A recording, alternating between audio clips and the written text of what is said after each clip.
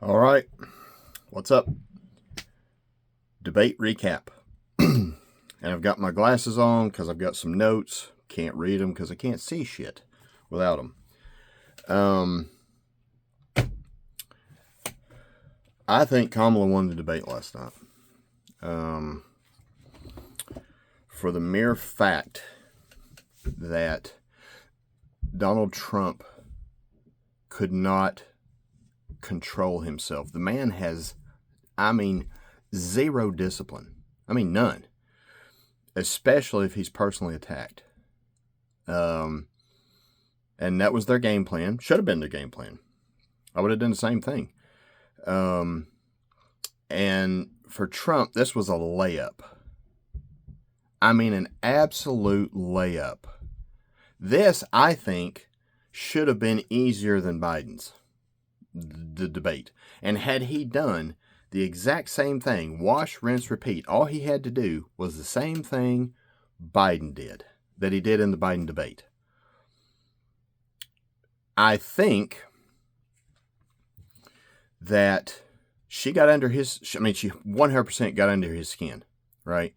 And again, I should have prefaced this. I say she won because of the optics, not because she gave us any kind of,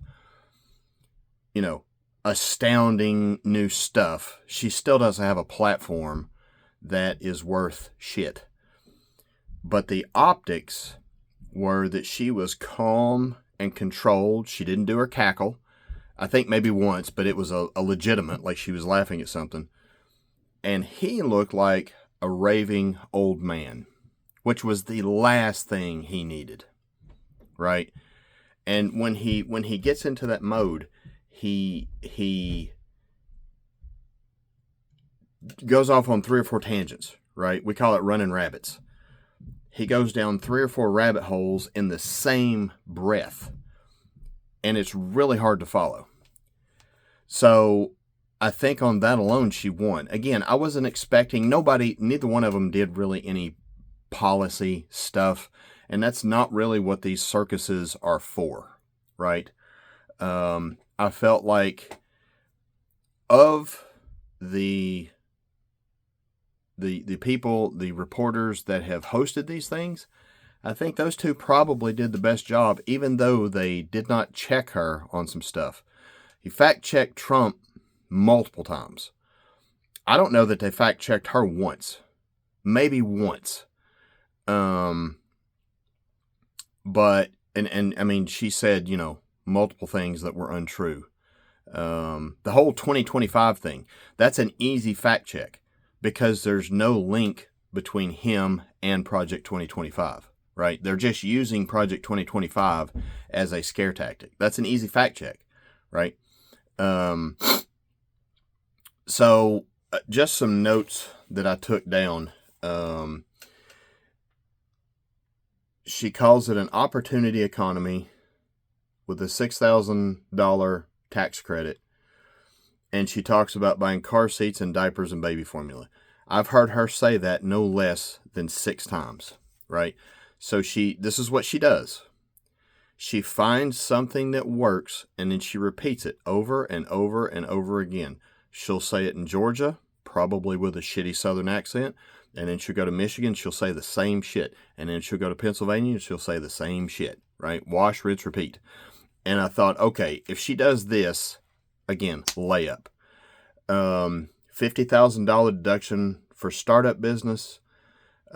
She calls his tax plan a Trump sales tax, which is tariffs, which is a horrible idea. And she was right. Just like inflation, tariffs eventually land on the consumer.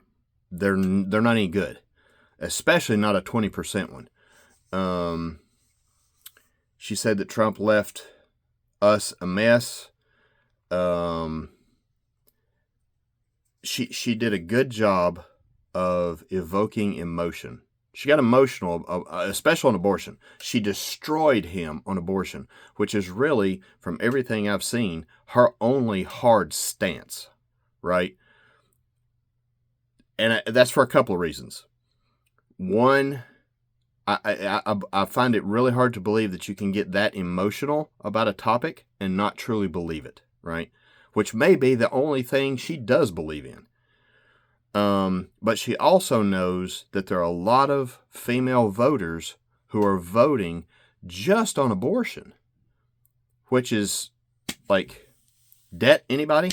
Like they didn't, the reporters didn't ask him about the debt.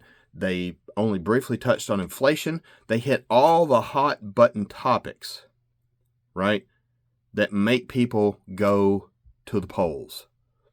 Second Amendment riles up Trump's folks, and they go to the polls.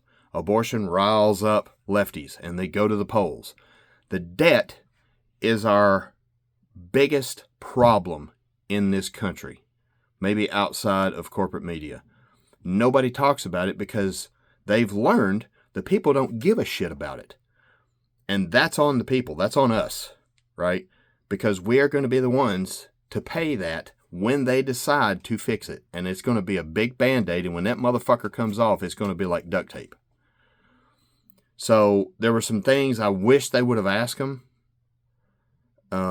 Like you can have an entire debate and not ask him about abortion one time, not ask him about Second Amendment one time, not ask him about immigration one time, and still fill 90 minutes. She talked about the trade deficit. But again, the overall picture is that she was calm. You know, she got emotional on a couple of things, but she wasn't yelling. He looked like the Trump of 2016, right? Name calling. He attacked her father. You know, it's the same old thing. And when she says, when he's doing that, when she says it's the same old playbook, it feels like the same old playbook, right? I think we're fucked either way, honestly. It's just a matter of how fucked do you want to be? I mean, that's where we've gotten to in this country. I have stopped worrying about red and blue, Democrat and Republican. They're all the same people. And you don't have to look any farther, and she brought it up last night, than Dick Cheney is supporting her. Dick Cheney only cares about one thing, and one thing only. Make more war. That's it. That's it. So when she says she's, you know, an agent for change, she's not. She's part of the machine. She's just not. And the fact that Dick Cheney's supporting her and other Republicans are supporting her is proof of that fact.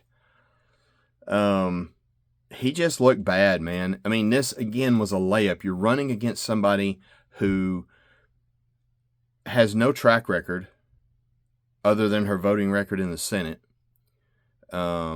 She was appointed. Like, the first thing I would say, and he kind of hit on it, but like, when you stand up there and tell me in every single speech you say the word democracy or existential threat to democracy or a threat to democracy, when you yourself got fucking appointed, nobody voted for you. Not one person, not one electoral person voted for you. Not one.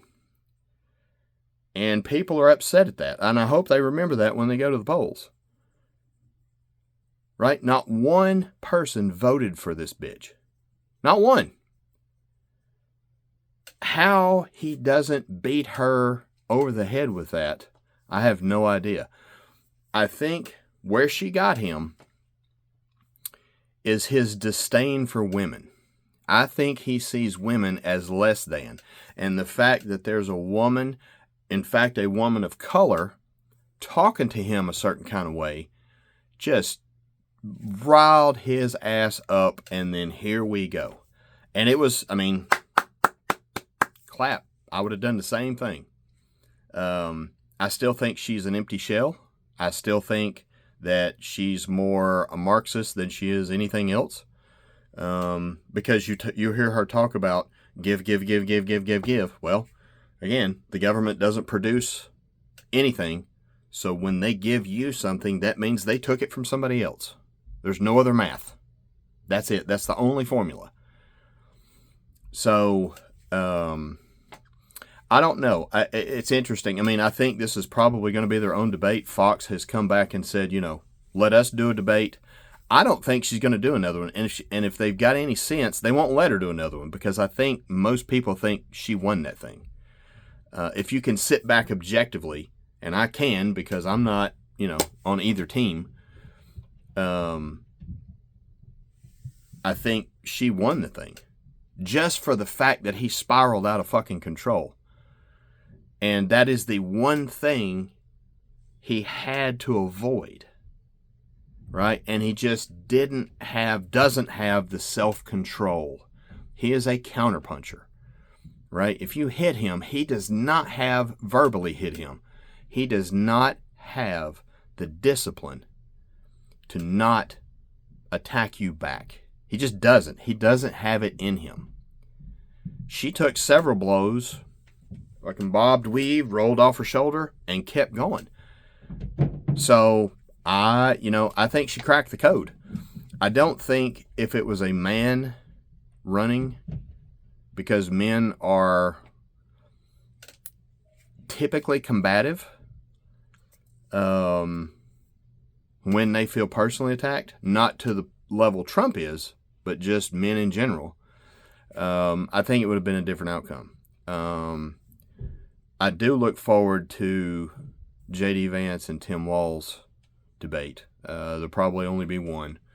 But I mean, if she somehow wins, I am going to put her win on last night's debate. And it's for no other reason than Trump has no self-discipline. It's his own fucking fault. Y'all be cool.